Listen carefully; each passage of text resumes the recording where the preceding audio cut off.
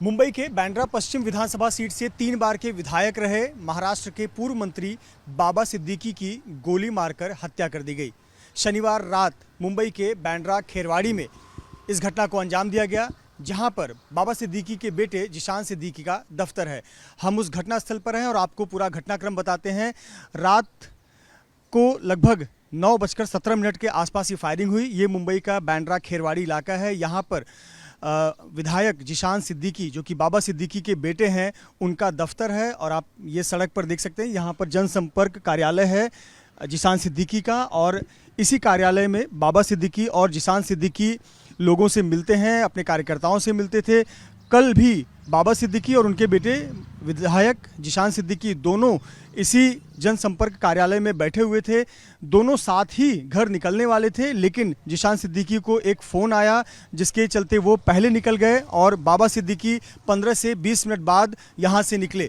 ये जो आप जनसंपर्क कार्यालय देख रहे हैं, ये एक व्यस्त सड़क पर स्थित ये कार्यालय है। यहाँ से हाईवे लगभग 200 मीटर की दूरी पर है और रात लगभग 9 बजे के आसपास जब सभी से मिलकर बाबा सिद्दीकी इस दफ्तर से निकल रहे थे, लोगों से मिलते हुए अपनी गाड़ी में बैठे और धीरे धीरे हाईवे की तरफ बढ़ रहे थे, तो आपको दिखाएं अपने दफ्तर से निकलते ही और जो गाड़ी ने लगभग 10 मीटर का सफ़र तय किया होगा और वहीं पर ये पूरी फायरिंग की घटना हुई। इस दफ्तर से मुश्किल से 30 कदम की दूरी पर आप देखिए, वहाँ आपको बैरिकेडिंग किया हुआ नज़र आएगा। वहाँ पर गाड़ी पहुँची थी, बाबा सिद्दीकी की लैंड रोवर कार, और वहाँ पर शूटर्स पहले से खड़े थे और 3 शूटर्स ने ताबड़तोड़ फायरिंग की। लगभग 6 राउंड फायरिंग की और 6 राउंड फायरिंग में से 5 गोलियाँ लगी, जबकि 1 बुलेट जो है वो कार को लगी। और इसमें से 5 जो राउंड फायरिंग हुई, इसमें से 3 बुलेट्स बाबा सिद्दीकी को लगी, 2 बुलेट उनके चेस्ट पर लगी, जबकि 1 बुलेट उनके शरीर के दूसरे अंग पर लगी। बेहद गंभीर चोट उन्हें आई।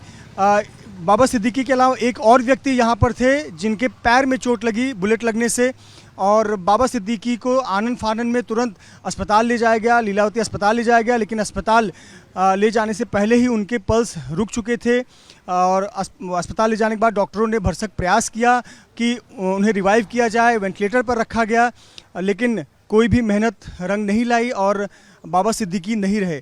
9:17 पर के आसपास ये फायरिंग की घटना हुई थी, जब कार यहाँ पर पहुँची हुई थी।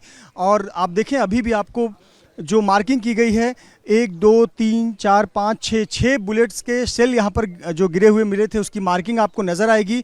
और सेल को आगे की जांच के लिए, फॉरेंसिक जांच के लिए जब्त कर लिया गया है। इस क्षेत्र को घेर कर रखा गया है। ये जो मुंबई का खेरवाड़ी इलाका है, काफ़ी व्यस्त इलाका है, मुख्य सड़क है और यहाँ पर गाड़ियों की आवाजाही रहती है। बाबा सिद्दीकी प्रतिदिन की तरह जब भी अपने जनसंपर्क कार्यालय में आते थे, यहाँ से निकलते थे और यहाँ से थोड़ी ही दूरी पर जाने पर वेस्टर्न एक्सप्रेस हाईवे आ जाता है और हाईवे आने के बाद गाड़ियों की रफ्तार बढ़ जाती है। लेकिन ये जो आप रास्ता देख रहे हैं, जिस रास्ते पर हम चल रहे हैं, ये काफ़ी व्यस्त रास्ता है। गाड़ियों की आवाजाही लगातार लगी रहती है और कल दशहरा का दिन था। दशहरा के दिन कई धार्मिक कार्यक्रम भी चल रहे थे और ऐसे पर जगह जगह ट्रैफिक जाम भी हुआ था।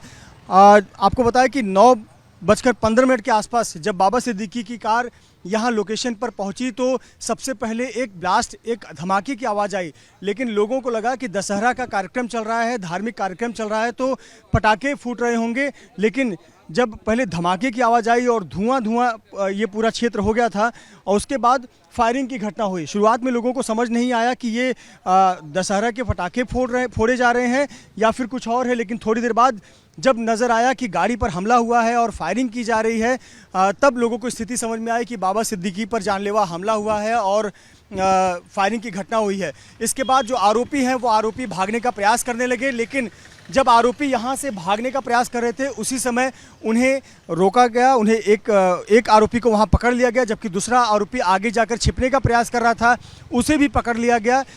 इन 2 लोगों को पकड़ा गया है और जबकि उनका तीसरा जो साथी था वो भागने में कामयाब हुआ।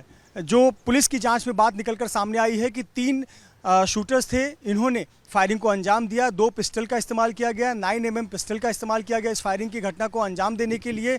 और 3 में से आरोपियों के पास से 2 पिस्टल थे। 2 आरोपियों को तुरंत पकड़ लिया गया, लेकिन एक आरोपी फरार होने में कामयाब रहा। आपको बता दें कि एक व्यक्ति जो इस घटना में घायल हुआ था, यहाँ नज़दीक में राम मंदिर है, उस मंदिर में उसे ले जाया गया। वहाँ पर उसके पैर पर कपड़े बांधे गए ताकि ज़्यादा खून ना बहे और ज़्यादा गंभीर चोट जो है वो एक फेटल इंजरी में तब्दील ना हो जाए, इसका ध्यान रखा गया। आपको सामने पंडाल नज़र आएगा, वहीं नज़दीक में मंदिर है जहां पर उस व्यक्ति को मंदिर के परिसर में रखा गया था और फिर उसे अस्पताल पहुंचाया गया जहां उसका इलाज चल रहा है। लेकिन इस पूरी फायरिंग की घटना में बाबा सिद्दीकी नहीं रहे। इस मामले में 2 आरोपियों को पुलिस ने पकड़ा है। एक का नाम करनैल सिंह है जो कि हरियाणा का रहने वाला है और दूसरा धर्मराज कश्यप है जो कि उत्तर प्रदेश का रहने वाला है। ये 2 शूटर्स हैं। इन 2 शूटर्स को पकड़ा गया है जबकि तीसरे शूटर की तलाश की जा रही है। इन दोनों ही शूटर्स से पूरी रात भर पूछताछ की गई है। पूछताछ करने में कई चौंकाने वाली बातें सामने आई हैं कि इन दोनों ने यहाँ पहुँचने के लिए एक ऑटो रिक्शा का इस्तेमाल किया था। एक ऑटो से यहाँ पर पहुँचे हुए थे और ऑटो से पहुँचने के बाद काफ़ी देर तक यहाँ सड़क के किनारे खड़े होकर इंतज़ार कर रहे थे कि 9 बजे के बाद जब बाबा सिद्दीकी अपने दफ्तर से निकलेंगे तो उन पर निशाना साधा जाएगा। यहाँ जहाँ हम मौजूद हैं, यहाँ से देखिए दफ्तर सामने नज़र आता है। मुश्किल से 10 कदम 15 कदम की दूरी पर आपको सामने दफ्तर नज़र आ जाएगा और यहाँ शूटर्स को सीधे नज़र आ रहा था कि गाड़ी कब निकल रही है, किस दिशा में निकल रही है और उनके आसपास सिक्योरिटी है नहीं और कैसे टारगेट करना है। तो किलर्स के लिए कहीं ना कहीं ये काफ़ी आसान टास्क था यदि सुरक्षा उपलब्ध नहीं है तो। और हुआ भी यही, बाबा सिद्दीकी पर फायरिंग हुई और इस घटना में बाबा सिद्दीकी का निधन हो गया है। फिलहाल आरोपियों से पूछताछ लगातार की जा रही है। पता लगाया जा रहा है कि आखिरकार इस हत्याकांड के पीछे असली गुनहगार कौन है, क्यों, किस उद्देश्य से इस हत्याकांड को अंजाम दिया गया, किसने ये कॉन्ट्रैक्ट किलिंग का काम दिया था। सूत्रों के जरिए जो जानकारी मिल रही है कि शूटर्स ने अपने आप को लॉरेंस बिश्नोई गैंग से संबंधित बताया है। हालांकि पुलिस लॉरेंस बिश्नोई गैंग के एंगल और साथ ही साथ कोई अन्य विवाद से भी जुड़े मामलों की जांच कर रही है और पता लगा रही है कि आखिरकार इस हत्याकांड की असली वजह क्या है।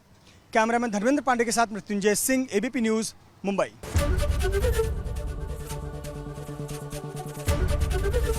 एबीपी गंगा, खबर आपकी, जुबान आपकी।